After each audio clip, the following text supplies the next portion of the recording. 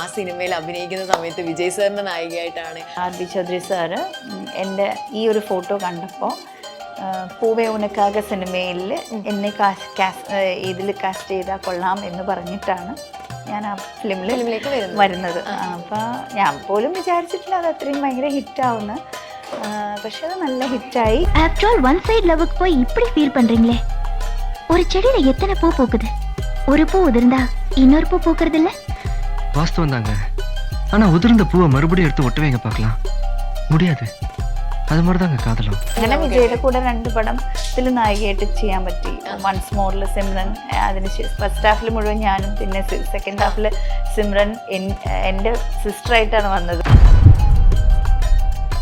Okay, Vijay സാറായിട്ട് contact ഒക്കെ ഉണ്ടോ? Contact ഉണ്ട്, പക്ഷേ അങ്ങനെ എസ്പെഷ്യലി അമ്മയ്ക്ക് ഇന്നും വിജയുടെ ഫേവറേറ്റ് മൂവി ഏതാണെന്ന് ചോദിച്ചു കഴിഞ്ഞാൽ പൂവേ ഉനക്കാക എന്ന സിനിമ പറയാതിരിക്കില്ല. Welcome to movie world media. ഞാൻ ശ്രീനിധി. ഇന്ന് എൻ്റെ കൂടെ ജോയിൻ ചെയ്യാൻ പോകുന്നത് നമ്മളുടെയൊക്കെ വളരെ ഫേവറേറ്റ് ആയിട്ടുള്ള ഒരു ആക്ട്രസ് ആണ്. നമുക്ക് സ്വാഗതം ചെയ്യാം അഞ്ജു ചേച്ചി. അഞ്ജു അരവിന്ദ്. അഞ്ജു ചേച്ചി, welcome to the show. Thank you. Anju ചേച്ചിയുടെ ഇന്റർവ്യൂസ് ആണെങ്കിലും അഞ്ജു ചേച്ചിയുടെ എന്തെങ്കിലും വീഡിയോസ് ഒക്കെ വരുമ്പോഴാണെങ്കിലും അതിന്റെ താഴത്തെ കമന്റ്സ് ഒക്കെ ചേച്ചി കാണാറുണ്ടോ? കമന്റ്സും കാണും, പക്ഷേ മോസ്റ്റ്ലി എല്ലാരും ഇങ്ങനെ അഞ്ജു അരവിന്ദ് എന്നിട്ട് കുറെ ഹാർട്ടൊക്കെ ഇടും.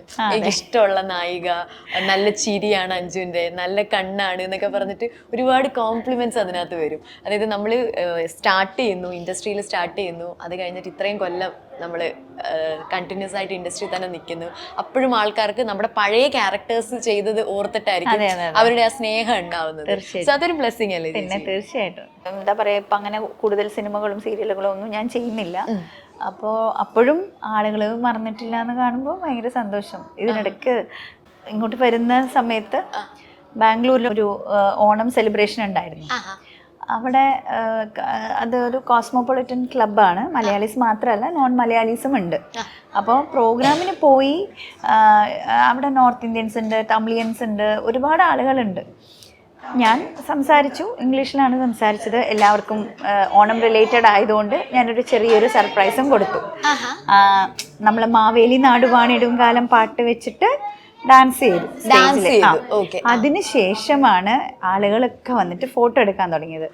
അതായത് കുറേ തമിഴിയൻസ്. അപ്പം അവർക്കൊക്കെ ഭയങ്കര കാര്യമായിട്ട് ഇപ്പോഴും എന്നെ അവർ ഇഷ്ടപ്പെടുന്നു കാണുമ്പോൾ വിജയുടെ നായിക അവര് ആ ഒരൊറ്റ സിനിമയിലൂടെയാണ് അവർക്കൊക്കെ എന്നെ അറിയുന്നതും. അത് മാത്രമല്ല, ഭയങ്കരമായിട്ട് ഫോളോ ചെയ്യുന്ന ആളുകളുമാണ്. ഇൻസ്റ്റയിൽ തന്നെ ഒരുപാട് ഫ്രണ്ട്സ് റിക്വസ്റ്റ് വന്നിട്ട് അങ്ങനെ ആക്സെപ്റ്റ് ചെയ്തിട്ടുണ്ട്. സന്തോഷം. ചേച്ചി, നമ്മളിപ്പോൾ തിരിഞ്ഞു നോക്കുമ്പോഴേ ചേച്ചി പറഞ്ഞല്ലോ, തമിഴിയൻസ് വരെ നമ്മുടെ അടുത്ത് വരുന്നു, ഫോട്ടോ എടുക്കുന്നു. നമ്മൾ അത്ര അക്സെപ്റ്റഡ് ആയിട്ടുള്ള ഒരു ക്യാരക്ടർ ചെയ്തിട്ടാണ് നമുക്ക് അത്രയും ഓവർവെൽംഡ് ആയിട്ടുള്ള ഒരു ഫീല് വരുന്നത്. അപ്പോൾ ചേച്ചി അപ്പോഴത്തെ ആ ഒരു മെമ്മറി എന്തെങ്കിലുമൊക്കെ ഷെയർ ചെയ്യാം? ആ സിനിമയിൽ അഭിനയിക്കുന്ന സമയത്ത് വിജയ് സാറിന്റെ നായികയായിട്ടാണ് എങ്ങനെയാ സിനിമയിലേക്ക് എത്തുന്നത്, അല്ലെങ്കിൽ ആ സിനിമ ഷൂട്ടിന്റെ സമയത്തുള്ള എക്സ്പീരിയൻസ്? അത് ഞാൻ ഒരുപാട് ഇൻ്റർവ്യൂസിൽ പറഞ്ഞതാണത്. അപ്പം ഷോർട്ടായിട്ട് പറയാം, ഞാൻ ഗുരുവായൂർ ഷൂട്ടിങ്ങിലായിരുന്നു പാർവതി പരിണയത്തിൻ്റെ. അപ്പോൾ അങ്ങനെ സൂപ്പർ ഗുഡ് ഫിലിംസിൻ്റെ റെപ്രസെൻ്റ് ചെയ്തുകൊണ്ട് ലിവിങ്സ്റ്റണും വേറൊരു ടീമും ഫോട്ടോ എടുക്കാൻ വന്നു. വേറൊരു ആർട്ടിസ്റ്റിനെ ഫോട്ടോ എടുത്തു.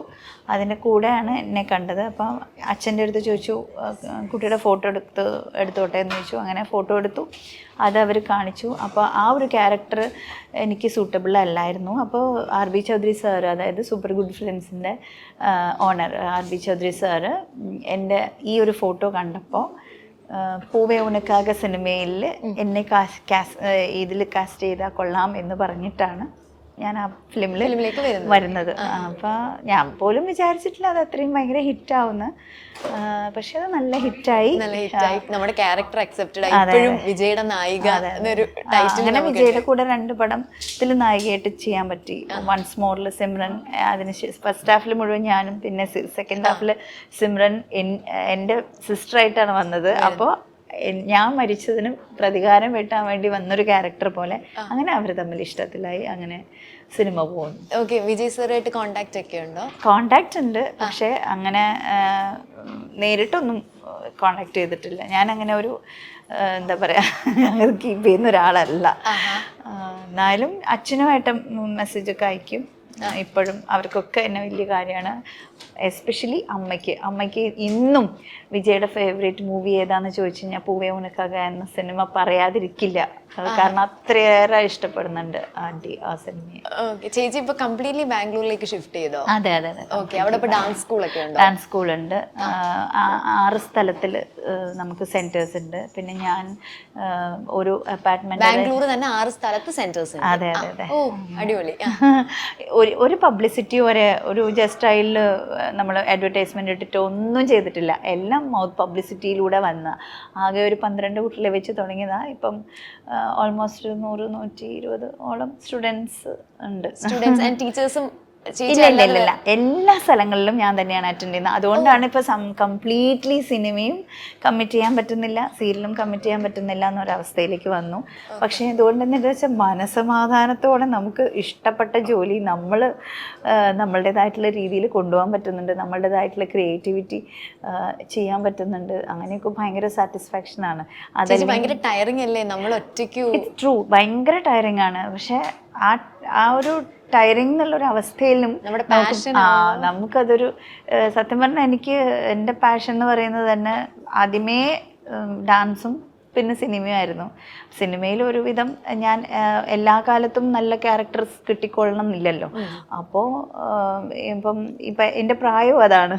ലൈക്ക് ഞാൻ ഒരു ഹീറോയിനായിട്ട് ചെയ്തുകൊണ്ടിരുന്ന സമയത്ത് നന്നായിട്ട് കുറേ മൂവീസിൽ ഹീറോയിനായിട്ട് ചെയ്തു. ഇപ്പോൾ ഞാൻ 50 അടുക്കുന്നു. അപ്പോൾ ഒരു അമ്മ ക്യാരക്ടറായിട്ട് ചെയ്യാനും എനിക്ക് ആപ്റ്റല്ലാന്ന് തോന്നുന്നു. ആരും അങ്ങനെ ഇതുവരെ വിളിച്ചിട്ടുമില്ല. ആകെ ചെയ്തത് ജമുന പ്യാരിയിലാണ് ഗായത്രിയുടെ അമ്മയായിട്ട് ചെയ്തത്. അതാണ് എൻ്റെ അമ്മ ക്യാരക്ടർ.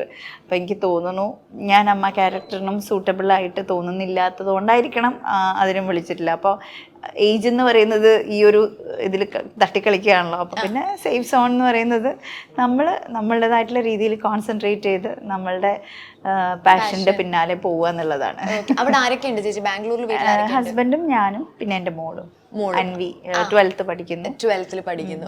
മോളപ്പോ അവിടെ കംപ്ലീറ്റ്ലി എല്ലാരും ബാംഗ്ലൂർ അവിടെ തന്നെ. അപ്പൊ നാട്ടിൽ വരും, ഇടയ്ക്ക് വരും. അമ്മയുണ്ട്, സിസ്റ്ററുണ്ട്, മക്കളുണ്ട്, സിസ്റ്റർ ഹസ്ബൻഡ് ഉണ്ട്, ഫാമിലിയൊക്കെ ഉണ്ട്.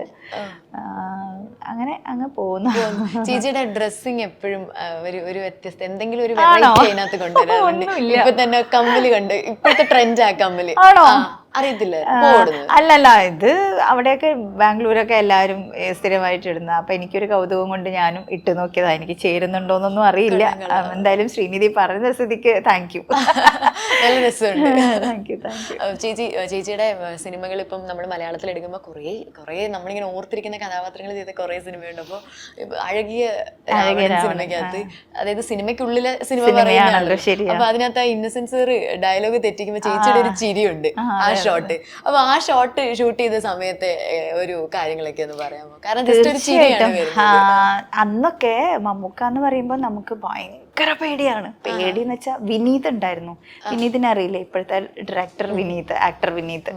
അപ്പോൾ ഞാനും വിനീതും ഭയങ്കര ക്ലോസ് ഫ്രണ്ട്സ് ആയിരുന്നു. നമ്മൾ ഏതാണ്ട് ഒരു ഇതായിട്ട് എപ്പോഴും ഒരുമിച്ചേ നടക്കുള്ളൂ, എപ്പോഴും ഒരുമിച്ചേ ഇരിക്കുള്ളൂ. അങ്ങനെയൊക്കെ കണ്ണൂർക്കാരായതും കണ്ണൂരിൽ നിന്നുള്ള ആളുകളല്ലേ. അപ്പൊ ഷൂട്ടിംഗ് സമയത്തൊക്കെ നമ്മൾ ഭയങ്കര ഇത് ഞാൻ എവിടെയും പറഞ്ഞിട്ടില്ല കേട്ടോ, അഴകിയ രാവണന്റെ കാര്യം. കാരണം അഴകിയ രാവണന്റെ സമയത്ത് മമ്മൂക്ക ഉണ്ടായിരുന്നു അവിടെ. എല്ലാവർക്കും പേടിയാണ് മമ്മൂക്കയെ. നമ്മൾ വന്നിരിക്കുന്നിടത്ത് മമ്മൂക്ക വന്നിട്ടുണ്ടെങ്കിൽ മമ്മൂക്ക നമ്മളിങ്ങനെ ശ്രദ്ധിക്കുന്നുണ്ട്. പിന്നെ ഉടനെ മമ്മൂക്ക നമ്മൾ ഇരിക്കുന്നിടത്ത് വന്നിരുന്നപ്പോൾ ഞാൻ പതുക്കെ എഴുന്നേക്കാൻ, എവിടെ പോകണം അവിടെ ഇരിക്കും പറഞ്ഞു. അപ്പൊ തന്നെ ആ പേടിയോടുകൂടി അവിടെ ഇരുന്നിട്ട് ഞാൻ പിടിച്ച് തിന്നതൊന്നുമില്ല, നിങ്ങളും കൂടെ ഇരിക്കാൻ വേണ്ടിയില്ലേ ഞാൻ വന്നിരിക്കണത് നിങ്ങളുടെ അടുത്ത് എന്ന് പറഞ്ഞിട്ട് അങ്ങനെ ലൈവായിട്ട് നമ്മളോടൊപ്പം കുറച്ച് നേരം വർത്താനം പറഞ്ഞ് ഞാനും വിനീതും കൂടെ. നമുക്ക് 2 പേർക്കും പേടിയായിരുന്നു സത്യം പറഞ്ഞാൽ. മമ്മൂക്കയുടെ അടുത്ത് എല്ലാവർക്കും ഇപ്പോഴും പേടി തന്നെയാണ്. പക്ഷേ കളിയായിട്ട് പറയാറുണ്ട്, എപ്പോഴും കാണുമ്പോഴൊക്കെ അമ്മയുടെ ഫംഗ്ഷനൊക്കെ കാണുമ്പോൾ പറയാറുണ്ട്. മമ്മൂക്കയുടെ കൂടെ എനിക്ക് തോന്നുന്നു 3-4 സിനിമകൾ ചെയ്തിട്ടുണ്ട്. പത്തേമാരി, അഴകിയ രാവണൻ, സിദ്ധാർത്ഥ, അങ്ങനെ കുറേ സിനിമകൾ. അപ്പം ഞാൻ മമ്മൂക്കടുത്ത് കളിയായിട്ട് പറയുന്നുണ്ട്, ഹിറ്റ് വേണോ എന്നെയും കൂടെ തമാശക്ക് ഇങ്ങനെ പറയാറ്. ആ ലെവല് വരെ മമ്മൂക്ക നമ്മളെ കംഫർട്ട് സോണിലാക്കി എന്നുള്ളതാണ്.